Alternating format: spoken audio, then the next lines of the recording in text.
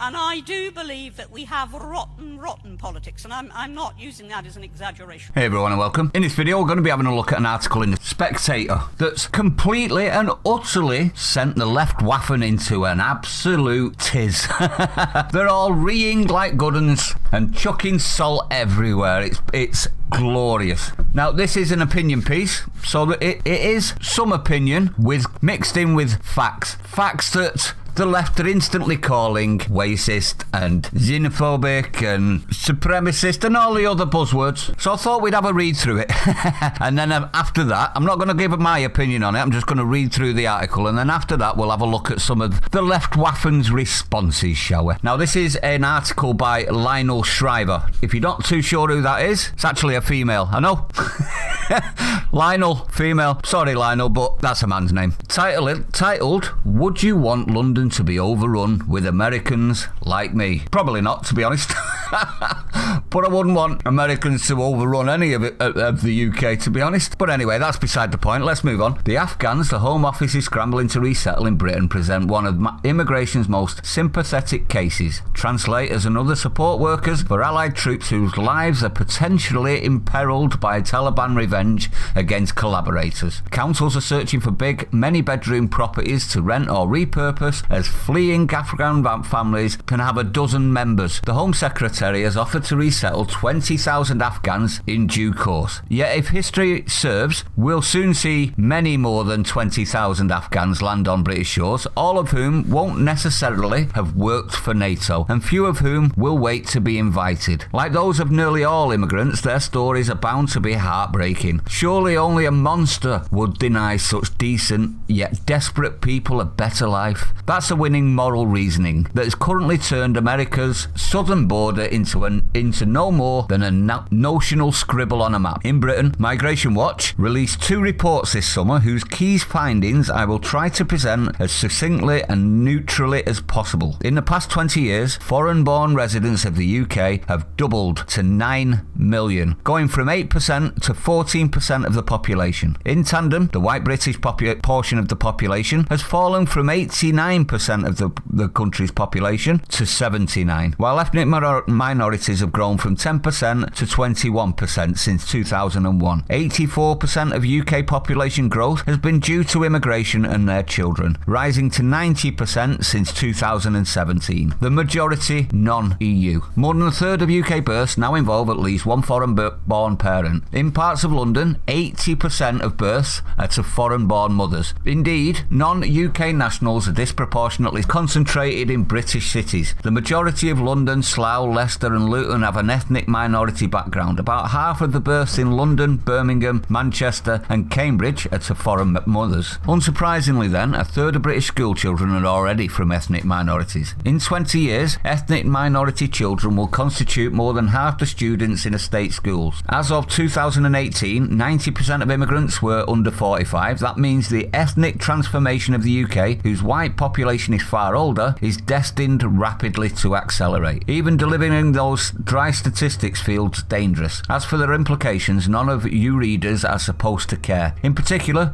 white Britons who greet those figures with anything short of delight know perfectly well to keep their trap shut. The lineages of white Britons in their homeland commonly go back hundreds of years, yet for the country's original inhabitants to confront becoming a majority in the UK, perhaps in the 2060s, with any hint of mournfulness, much less consternation, is now racist and beyond the pale. I submit that proscription is socially and even biologically unnatural. We are a political and territorial species. Although Pollyannas push us to regard ourselves as members of one big happy human family, we compulsively clump into groups. These groups claim territory and under normal circumstances defend it. For Westerners to passively accept and even abet incursions by foreigners so massive that the native born are effectively surrendering their territory without a shot fired is biologically pathologically perverse. This is not all about race. Kenyans resent Somali immigrants. Black South Africans resent Zimbabwean immigrants. Colombians resent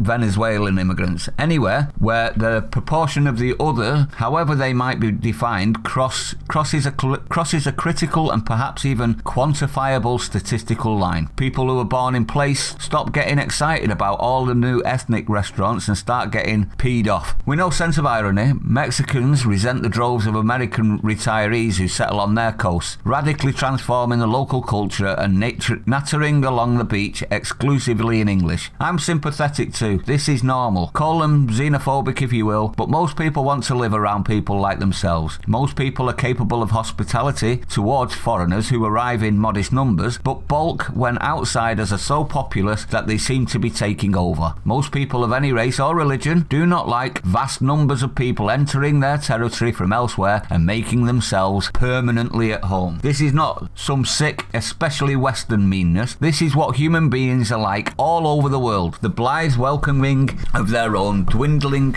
and loss of dominion now demanded of Western majorities is fundamentally inhuman. After all, try reversing the paradigm. If white Westerners were immigrating by tens of millions to developing nations, if, say, Liverpudlians were pouring into Lagos, the left would decry the mass migration as neo-colonialism. Such white flight would be denounced as invasion, as it would be. Yet for today's left, non-white cultures must be protected, preserved and promoted, while evil European cultures deserve to be subsumed. That version of events is neither fair nor saleable. In the perfect world, it's Pakistan that would have to accept still more millions of disaffected Afghans after harbouring the Taliban for 20 years. Yet plenty of Afghans are likely to make a run for Europe. For now, most Britons will feel magnanimous toward anyone who escapes the joyless oppression of rulers who hate music, although a guilty we broke it, we buy it obligation to welcome all comers doesn't pertain. Afghanistan was already broken in 2001. Many of these refugees will be wonderful people, and all 36 million arguably persecuted Afghans could probably qualify for asylum. But in the big picture, along with the native populations of other Western countries, white Britons needn't submissively accept the drastic ethnic and religious transformation of their country as an inevitable fate they're morally required to embrace without a peep of protest. Over a third of the residents of your capital city weren't even born in your country,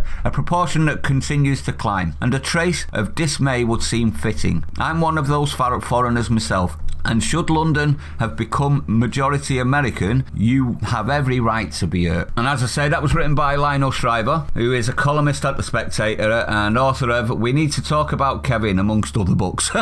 We Need to Talk About Kevin, that's an interesting title, isn't it? I'll have to have a look into that. But let me know what you think, everyone. Let's have a quick look at some of the responses, shall we, as well. Now, obviously, first off, you've got Ash Sarkar. The Spectator is peddling great replacement theory, but half the C words in the UK media will still go to their garden party and fnar it up because they at least have the good sense to launder their racism through a posh accent. Let's not forget that this is the lady that was celebrating that replacement. You not remember the "Yes lads, we're winning"? Well, I reminded her. Next up we've got Dr. Adam Rutherford. Ooh. Thanks to everyone flagging up Lionel Shriver's piece in The Spectator. I have read it and it is very unsophisticated replacement theory and lands straightforward far-right conspiracy theory talking points which haven't changed in more than a century. Next up, we've got an incredible new low for The Spectator. Now, I've been scrolling through a lot of the left waffens crying over this, and one thing I've noticed on all of these, they've not debunked any of it, have they? So all they're actually doing is saying this is far right, it's racist, it's all the other buzzwords they like to throw out on their opposition with zero counter argument. Typical left, am I wrong? So I thought I'd bring it to you. Let me know what you think in the comments, everyone. I'd like to know your opinion on this one. Is Lionel right? Is she right? Is she wrong? If you think she's right or wrong, tell me why you think she's right or wrong. If you're new to the channel, don't forget to hit the like, comment, subscribe, hit the bell icon, share it out, everyone. Stay sane. I'll see you on the next one.